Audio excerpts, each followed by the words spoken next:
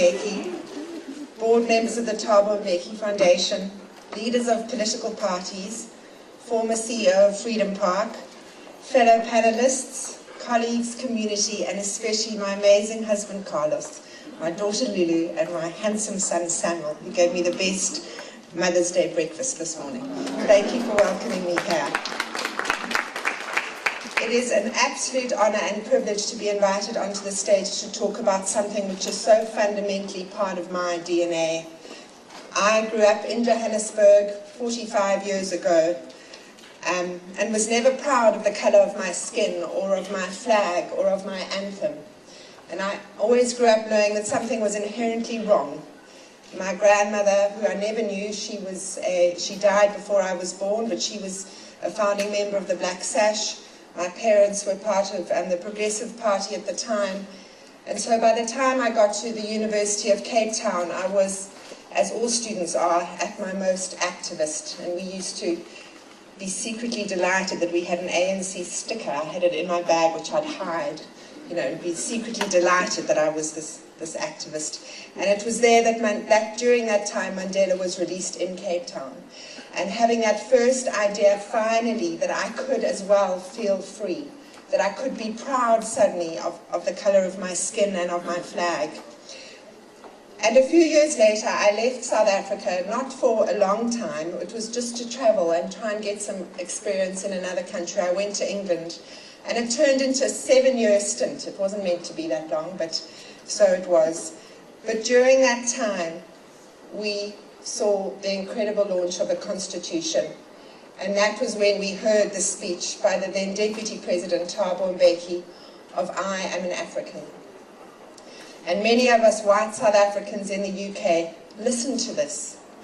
And I have still to this day not been, I still can't believe how privileged and blessed and lucky we were as white South Africans to have this freedom speech to say, you are part of us.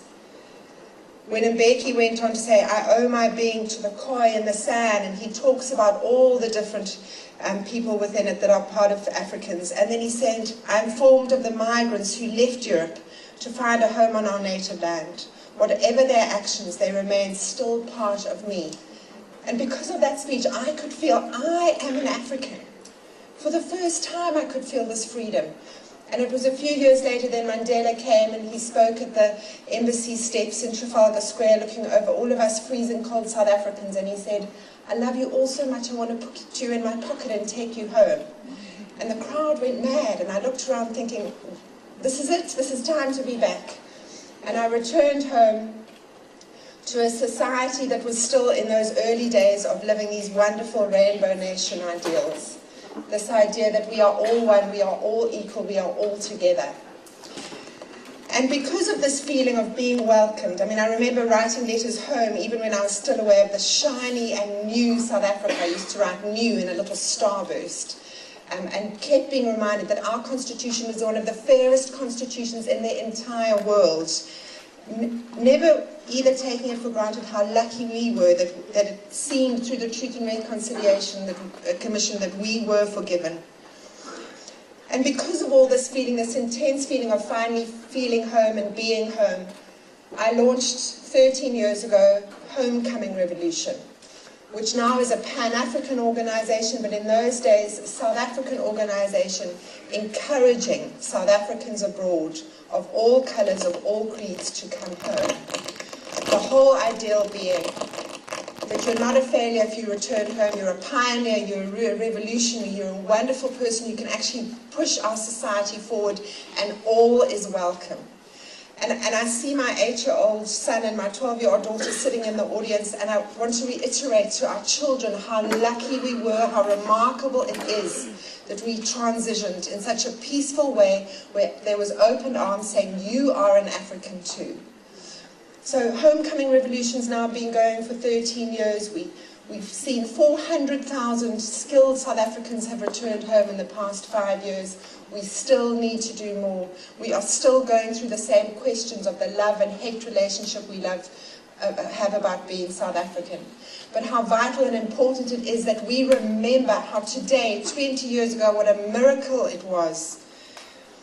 The fact that the Constitution, part of it has in Mbeki's words, we refuse to accept that our Africanness shall be defined by our race, our colour, our gender, or our historical origins. It is a firm assertion made by ourselves that South Africa belongs to all who live in it, black and white.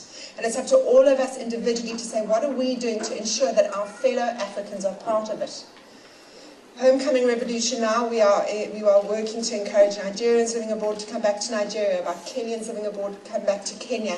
This idea that South Africa is a shining light of fairness and equality for the rest of the continent is incredible. This idea too that as working in recruitment, which we are now doing, and as a supporter as I am of BEE, without a doubt, there's a funny phrase that still exists in South Africa, and it's called AIC. And it stands for African, Indian or Coloured when it comes to the employment equity thing. And I want to get rid of that AIC because I'm an African too. There's no such thing as African, Indian, coloured. Black African, white African, Indian African, coloured African, we are all Africans. And to reflect on those words within President Thabo Mbeki's I'm an African speech, he talks about the summer thunders being full of trembling and hope. And that's exactly how I feel. This idea that we are trembling, we are in a fragile society. If we don't act and do something that we really all acknowledge and defend our beloved Constitution, we could slip so far backwards when you think that 95,000 lives have been lost of those inscribed on the wall. It is all up to us to defend our beloved Constitution. I feel incredibly privileged to be a white African on the stage. I encourage my other white African colleagues, friends and community, do not forget, be incredibly grateful of where we are. I am too. Thank you very much. Today, it feels good to be an African.